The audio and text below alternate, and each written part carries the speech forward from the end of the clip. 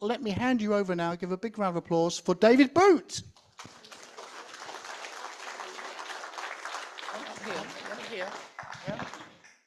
Good. Right, I'm David Boote, a member of the committee of Chingford Historical Society, and very interested in sorting out its archive documents, as Gary said.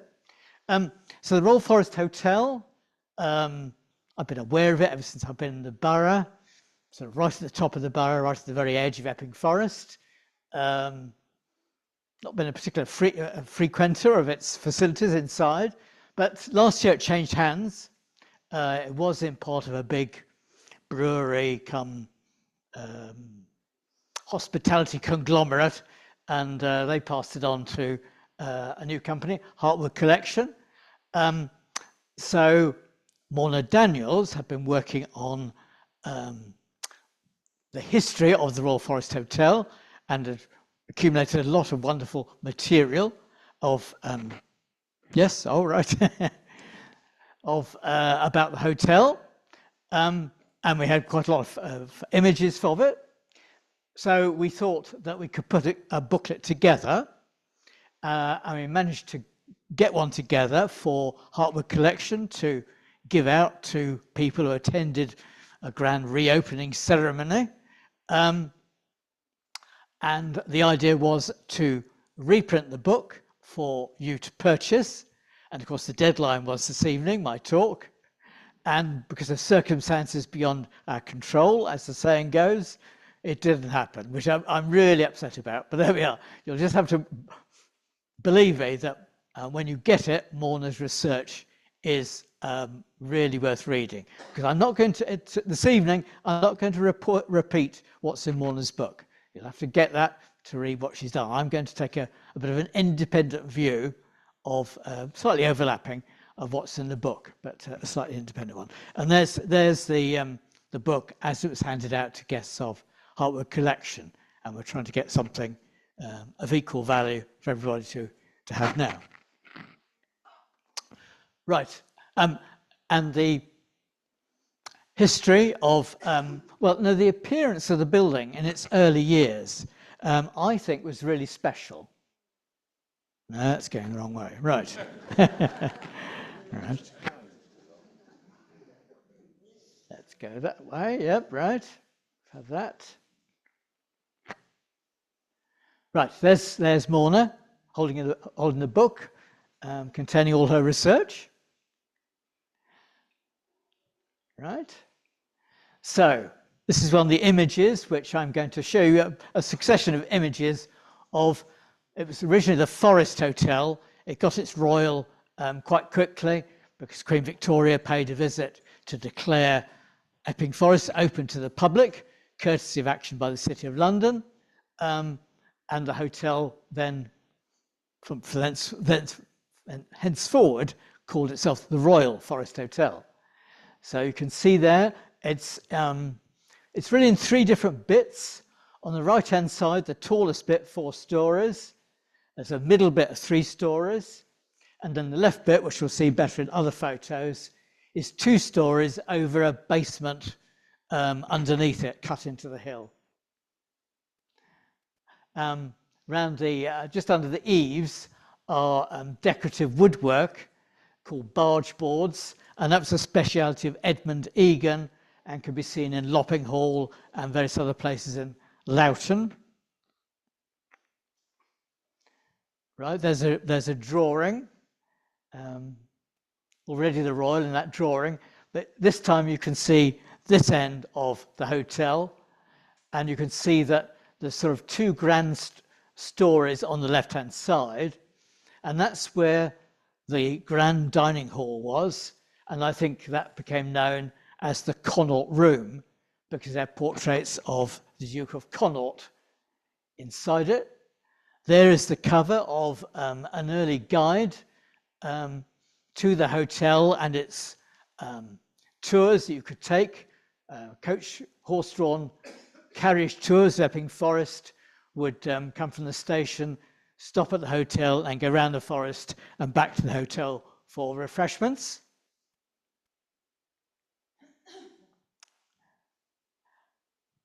I'm struck by the amount of shade that the design gives in the summer.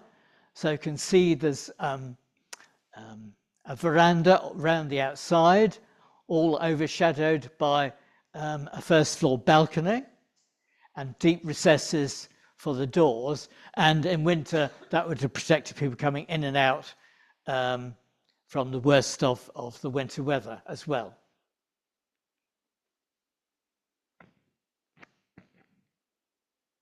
There's one of the horse-drawn carriage tours setting off, and you can see the woodwork on that balcony. You can see a bit of decorated barge board at the top of the photo, and lots of fake, really, faking the idea of a timber framed building, which it was not. But the adjacent hunting lodge, Queen Elizabeth Hunting Lodge, was and is timber framed. And so that's pretending to be timber framed. And again, that's another image. You can see this taller 4-story one. And at that end of the building, there was a Masonic room, a Masonic hall. And you can see the middle section.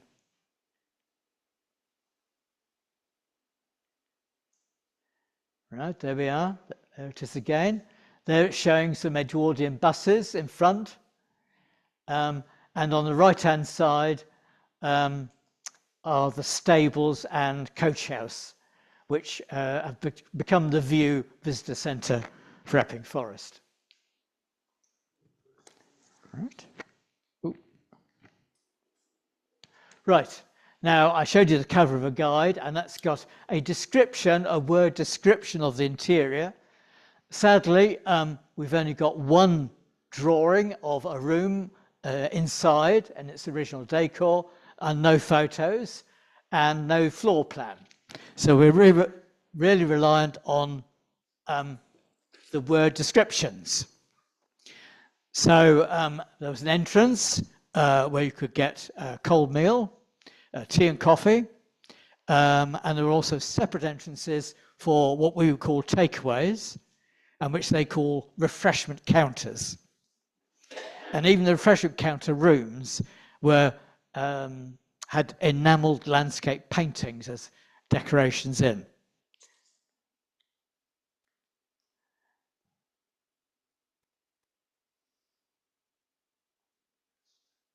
So there is the drawing of the interior of the grand dining hall, or the Connaught room. That could serve 80 to 100 people, had a very high ceiling with a representation of a medieval style roof. There was a wall tapestry representing rustic sports. There were, you can see, chimney pieces of American walnut wood and medallion portraits of their Royal Highnesses, the Duke and Duchess of Connaught. The Duke of Connaught was a son of Queen Victoria, and he became Chief Ranger of Epping Forest in 1891. And the sideboard in the, oops, there we are. Right, so I think this is the current building with, after Hartwood Collection had renovated it. And I think the grand dining hall or Connaught room was on the first floor of that room. Is Laurie here? Laurie's in the front row. Is that what you think? Possibly, yes. Unfortunately, that's now in part of the hotel area. So there was a sign indicating what room numbers could be accessed up the stairs from that in that wing, but I didn't feel welcome to go further into it. Right, and then along a corridor going the length of the building from the 2-story section through the 3-story section to the 4-story section, there's a sequence of rooms, starting with a Japanese room, which had a bamboo wainscot with gold and silver thread in it, and a ceiling festooned of soft native silk. A Watteau room. A Watteau was the 18th century very very high civilization, 18th century foppishness of Louis XVI, and and then there was a Spanish room. Sorry, there's a bit of distortion here. A Spanish room with Castilian crimson decoration, then a Renaissance room, a florid Renaissance period design, and then a Louis XVI room, as well as the Watteau room. And the Louis XVI room was in ebony and crimson. And then at the far end, that's the right-hand end, the three-story end, there was the Masonic Hall, the hall was lighted at both ends. And I wonder whether the bay window at the right-hand end of that photo isn't one end of the Masonic Hall. Am I slipping out of earshot, or is it all audible? I can hear you. Good. Good, right? Right, and then the rooms off this corridor running through the middle of the building.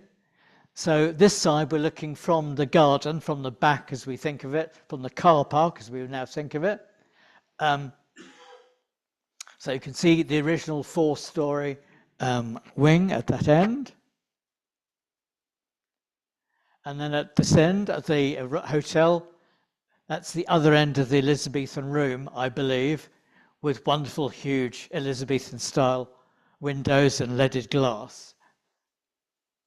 And the staircase up this end, which is now part of the hotel, unfortunately, had this staircase window, sometimes called the Royal Stag Hunt design, sometimes called the Queen Bess design, and that's a drawing from Victorian times. And Laurie Curtis in the front row managed to take some photos before Hartwood Collection moved in, and that's a part of this staircase window showing you the decoration it's got. Right.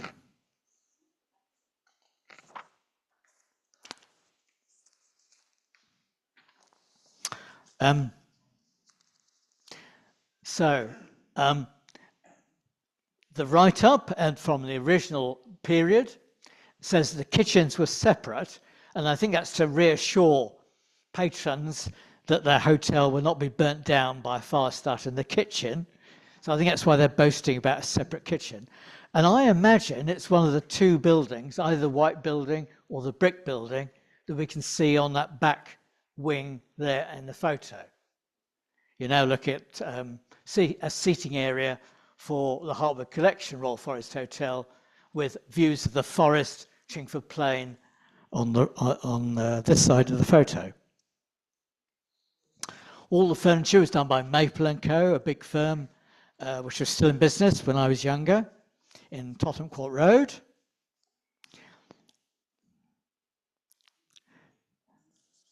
So we have some menus of the day for lunch and dinner. So Maggie Brown, who sometimes comes to our meetings, did a bit of research into the style of the gardens for the hotel, and they originally in the 1880s were of a formal parterre geometric design, which is gone. So there's a photo of the current hotel showing you the clear break between the main building and the back extension. And I think we can see, if you go down the side of this side of the building, around towards the car park, I think you can see what must be Victorian brickwork in that chimney.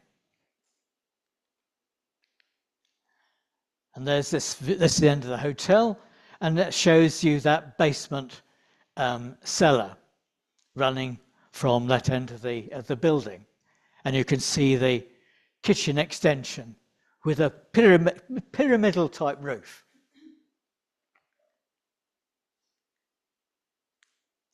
And there's the other end, the far end of the hotel, 4 stories, and then the stables on the right. And from very early on, within a year or two, there was something called a pavilion put up behind the hotel.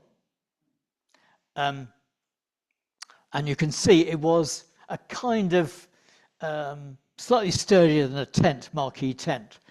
But that was basically the idea of the building.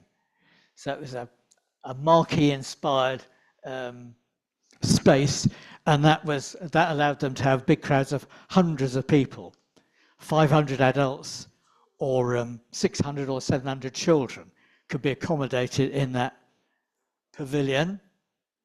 And there's another drawing of it. So that's showing a rather oriental theme, I think, or to the pavilion. Right. So I think what the Victorians did was they tried to come up with a building which represented the very best of the design of the Victorian era as they saw it, and to make the building covered it with all this decorative woodwork. So it was be a really striking building. It was really made to impress, and its situation on the top of the hill as you come up from Station Road here is designed to dominate the area. It is. They are really trying very, very hard to impress everybody, and particularly their customers.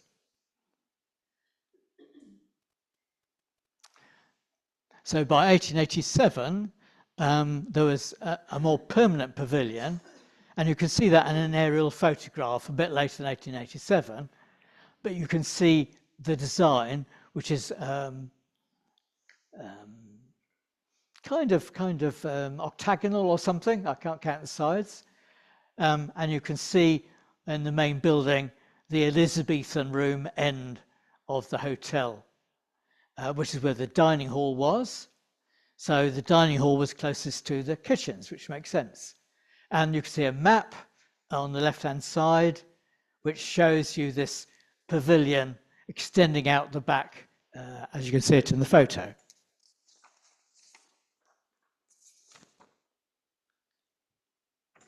Right. Now, the sad event was that in 1912, a fire broke out. It was a serious fire. The Chingford Fire Brigade had its biggest challenge in trying to deal with the fire. They had trouble getting a water supply. That involved phoning up the waterworks, and somehow the waterworks were able to improve the flow of water to the fire engine as they fought to extinguish the flames. The worst damage was in the middle section of the building. So the Elizabethan room, the dining hall at one end, and the Masonic hall at the far end, they were regarded as not having suffered too much. And the series of rooms in that middle corridor, with all these different styles of interior, they suffered severe damage, and some of them were completely wrecked, which might explain why we really have no memory of them now. Hotel was really popular. So in 1911, the year before the fire, by 4 o'clock, Chingford Station had sold counted 24,700 people coming through the station, mainly to visit the forest.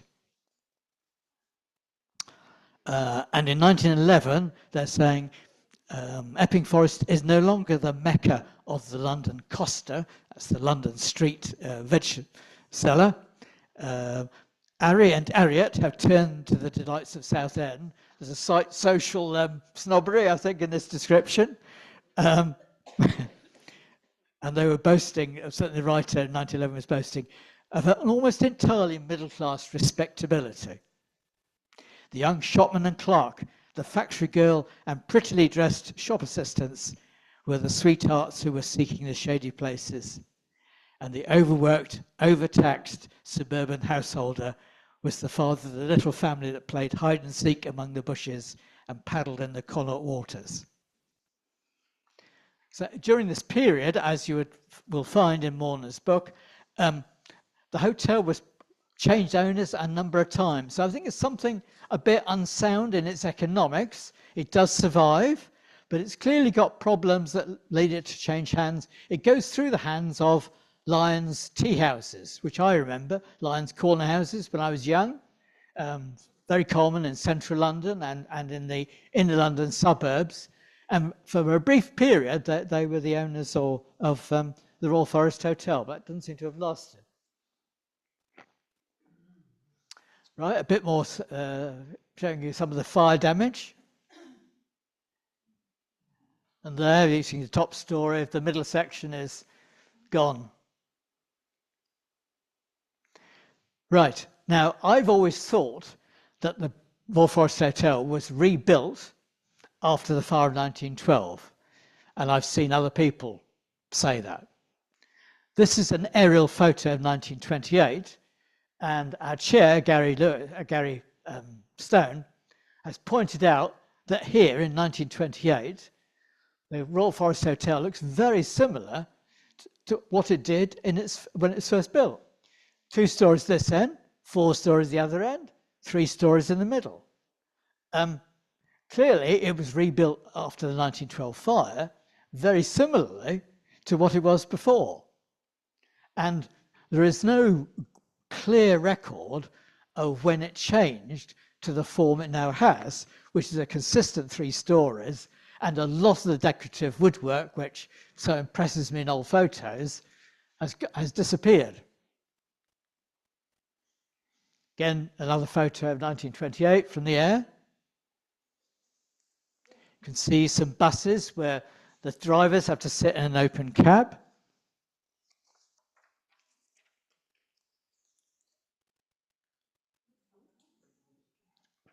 So there it is. There's a yes, no, I can see him, Gary. I can see him. I'm just slow at reacting to you, sir. Were there any fatalities in the fire, do you know? So I need to repeat your question. Were there any fatalities? Were there any fatalities? No.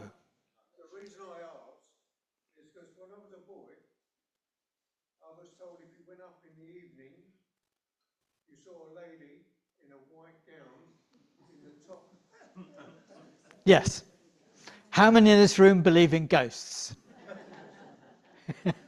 I don't see many hands up. Right. No. And there's a local paper article was written in the 1980s where the current landlord of the Royal Forest Hotel was indeed talking about ghosts of people killed in the fire of 1912, but there is no record that we have found of fatalities. The fire was put out. It was a damaging fire, but not in terms of loss of life or even seriously harmed people. So, and that's what you find in local history, is that the myths survive longer than the truth sometimes. So you can see from this photo what its current appearance is like. So it's a consistent 3 stories, and as I say, the mock timber framing that survives, but not the decorative barge boards. And the ground floor in that photo, perhaps it's a wartime one, I don't know. The ground floor does not look very inviting.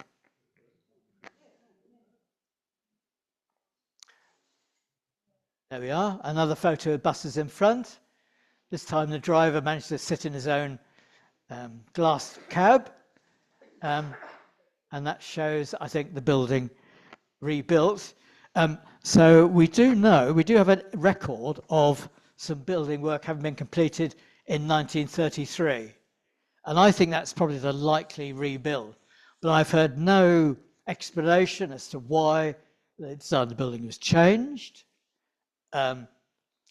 My guesses would be that the cost of all those highly decorated rooms on the first floor was prohibitive in terms of cleaning and maintenance, and that the 4-story building on the far end of the hotel was also considered excessive, and it was reduced to 3 stories.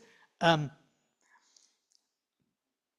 the Royal Forest Hotel from the beginning was a popular venue for meetings of Masonic lodges.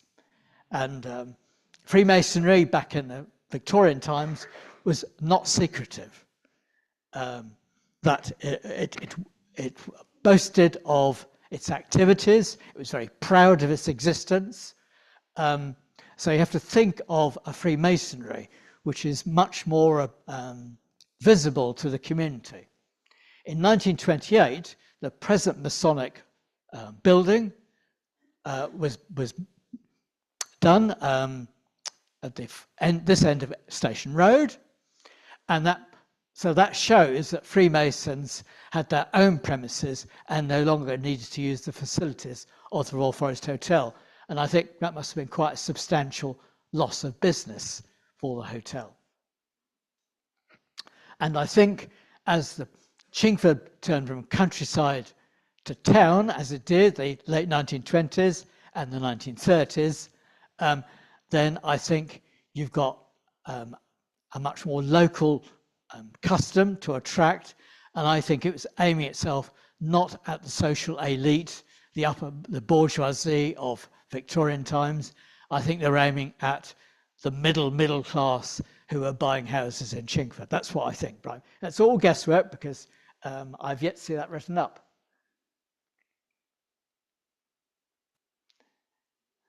And I show you that photo of the bus queue. This is people who've had a day out, Bank Holiday Monday in Epping Forest, and they're queuing up for the many buses that left the outside of the Royal Forest Hotel to take people home. But I'm trying to show you the photo of the queue to show what very ordinary people they look like.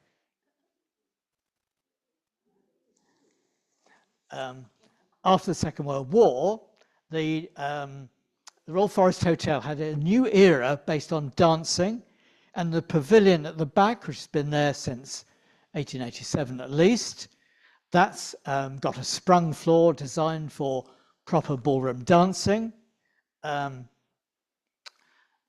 So that is the resident orchestra at the Royal Forest Hotel. Right.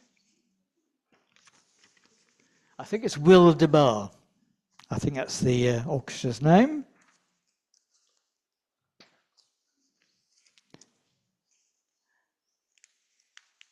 And I think people with memories of the hotel, current memories, it's this dance era that they remember. And various popular bands, jazz, sort of light jazz bands were playing. Right.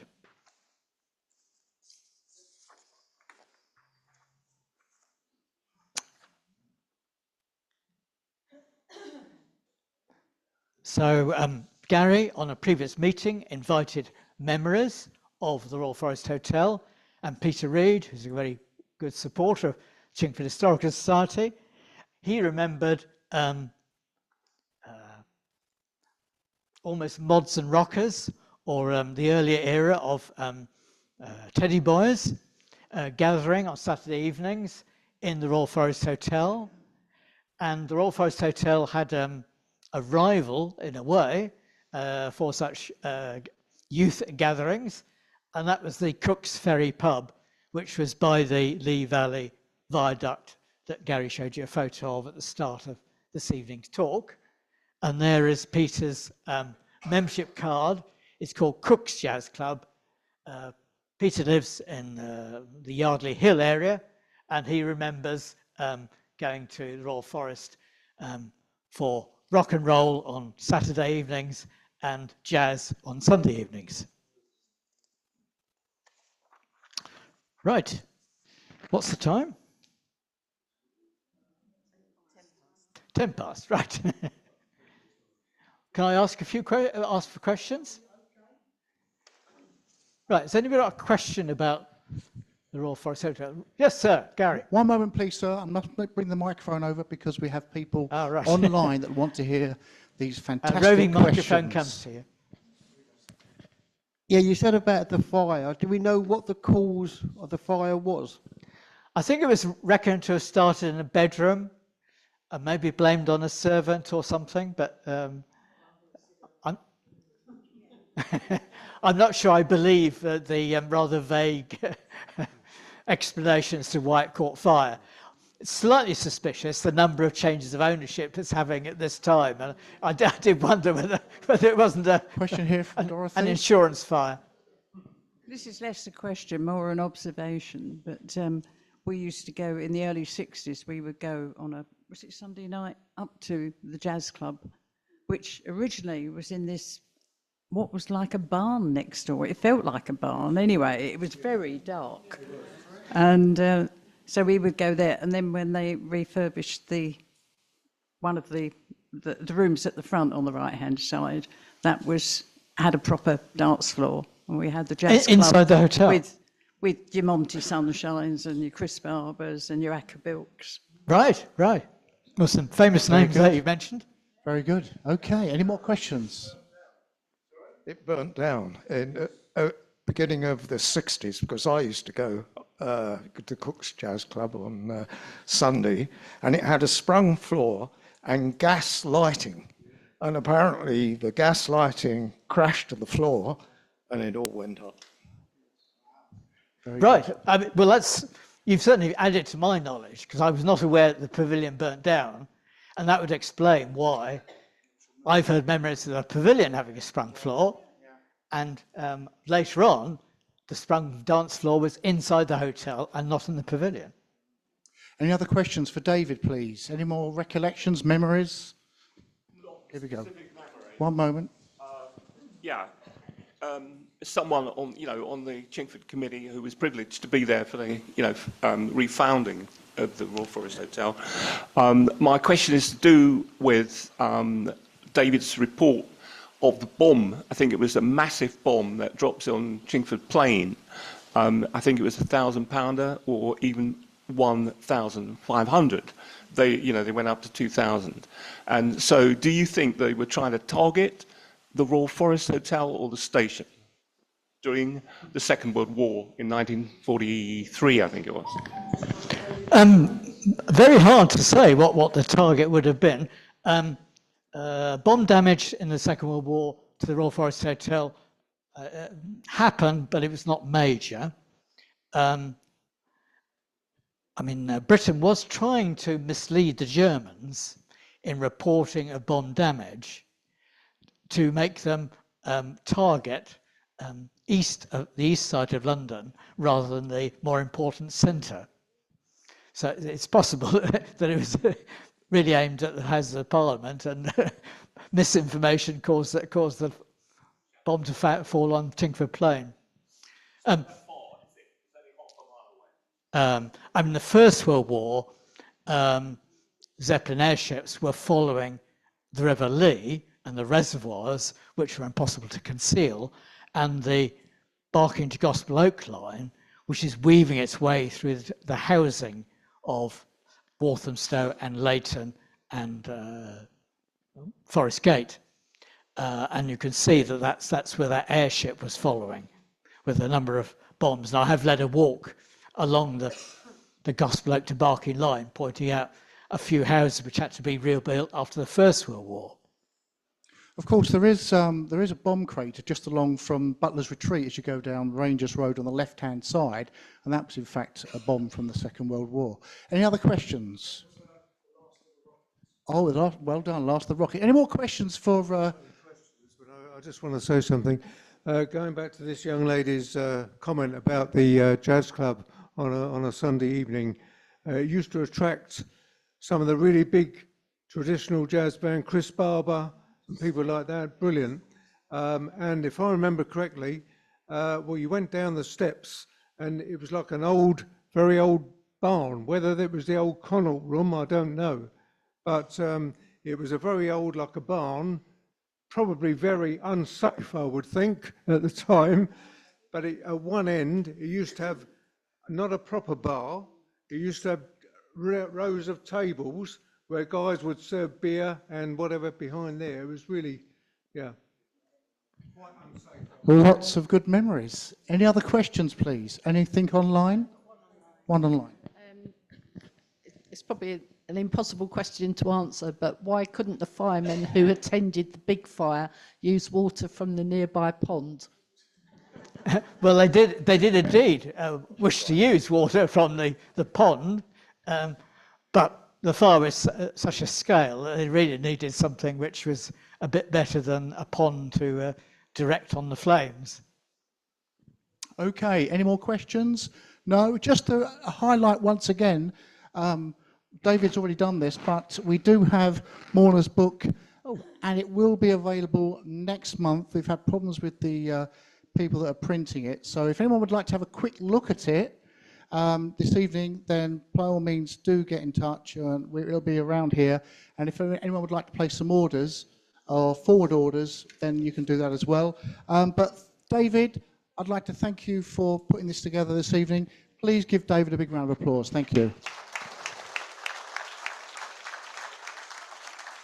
And as you can see, Morna is there. Where is Morna here this evening?